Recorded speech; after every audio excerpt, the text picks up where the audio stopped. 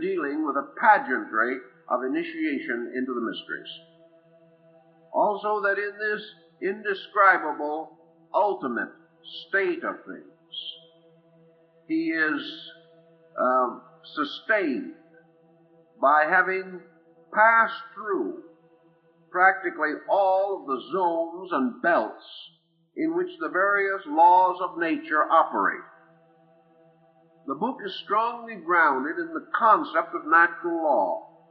There is no effort to violate or to distort natural law.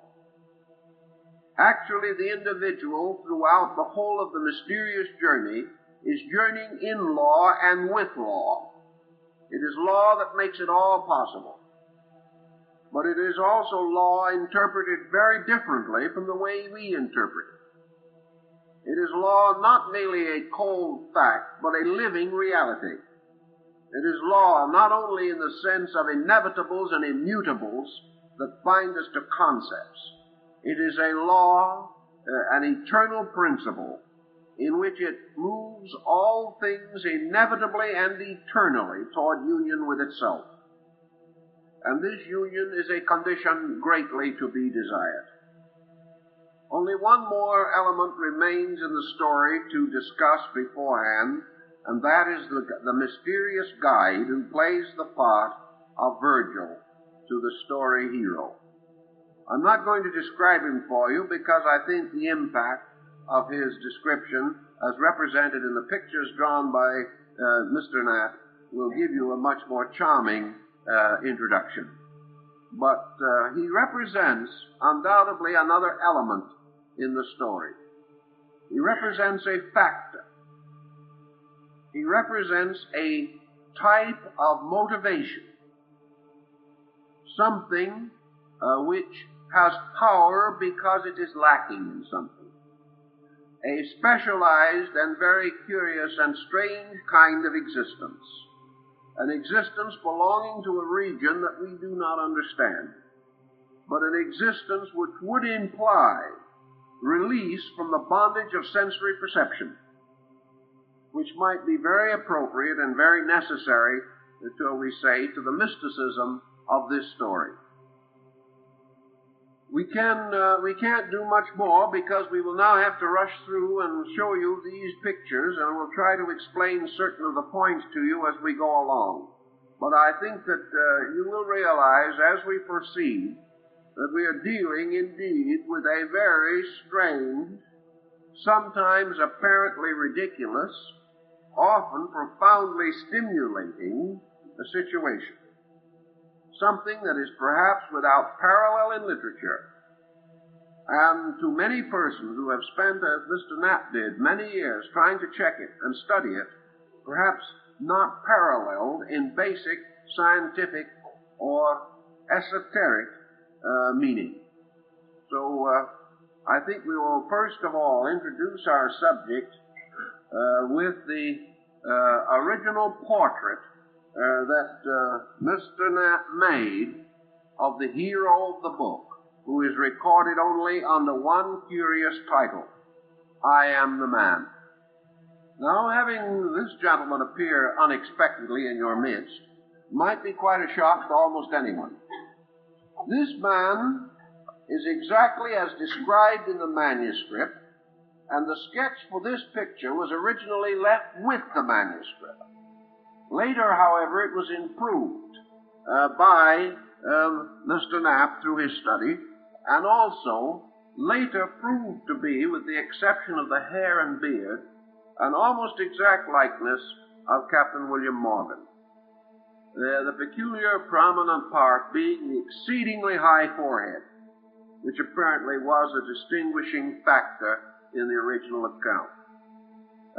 When this man first made his appearance to Llewellyn Drury, he simply, Drury asked him his name. He said, I will never tell you my name. You may know me only as I am the man who did it. And that is the only name by which he was recorded in the book. And it is this man who is held to have been the original author of the book. And this is the man who Mr. Knapp saw on the street in Cincinnati. Now it seems that Mr. Llewellyn Drury, here shown in his vest, was of a peculiar, rather introspective nature himself.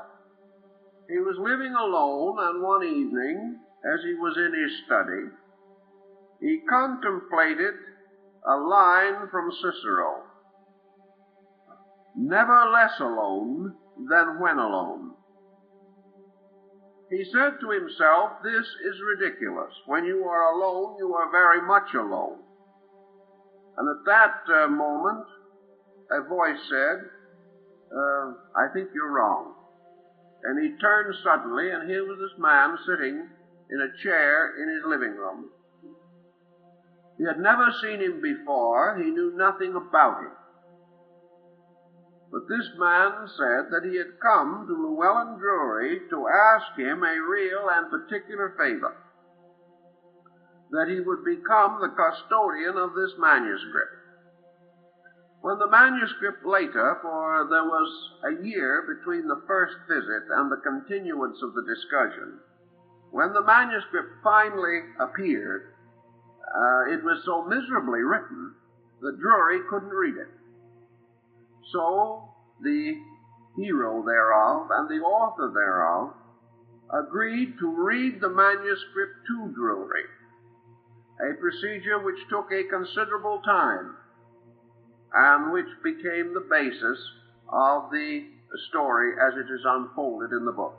However, as Mr. Lloyd points out, one of the reasons why the book was changed in many parts to different editions for years was the fact that some of the original manuscript was so bad that it took experts to decode it sufficiently to know what was said, and a number of amendments and corrections were necessary.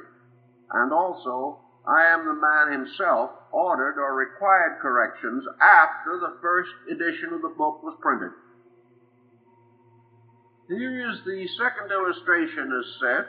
Here is the mysterious man asking Mr. Drury, and according to John Leroy Lloyd and Mr. Knapp, the picture of Mr. Drury is from a likeness and is accurate.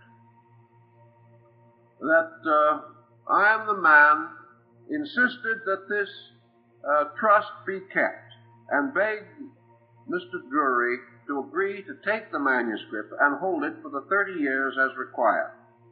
After considerable persuasion, Mr. Drury agreed, and on the occasion of the agreement, they shook hands and more or less promised to be mutually faithful in this trust. This is the scene where I Am the Man gets the promise from Mr. Drury that he will do the work as ordered.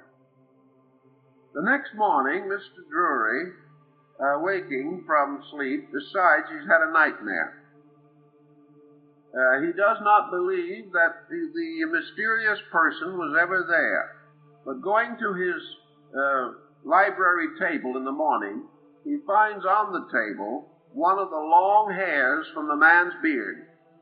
This was really quite difficult, and later caused him to be suspected of psychic aberrations by one of the brilliant scientists of the period, Dr. Vaughan, who was also a real person, and who also admitted that Mr. Drury had come to him with the exact story as narrated in the book, the discovery of the mysterious hair. Later we find indications that I Am the Man had persuasive means when need arose. Mr. Drury became more and more concerned and unsettled and unhappy over the transaction in its earlier stages, and finally I Am the Man drew this knife and threatened Drury unless he agreed to keep the promise which he had made. The presence of the knife was very persuasive. There was never any need to use it. But Drury realized then that he was dealing with a man who was determined to have his own way, and that the best thing to do was to acquiesce as gracefully as possible. Here, I Am the Man threatens Drury unless he keeps the promise that he has made. Before leaving the room on that occasion, the mysterious man went over to the doorknob and cut a cross of 2 strokes crossing each other in the doorknob. Mr. Knapp went to Llewellyn Drury's apartment, saw the room in which the episode had occurred, and saw the 2 deep slashes in the brass doorknob.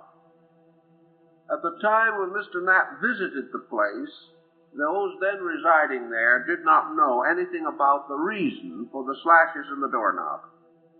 But the knife, or whatever it was that made those slashes, cut through a 1/4 inch of brass without the slightest difficulty.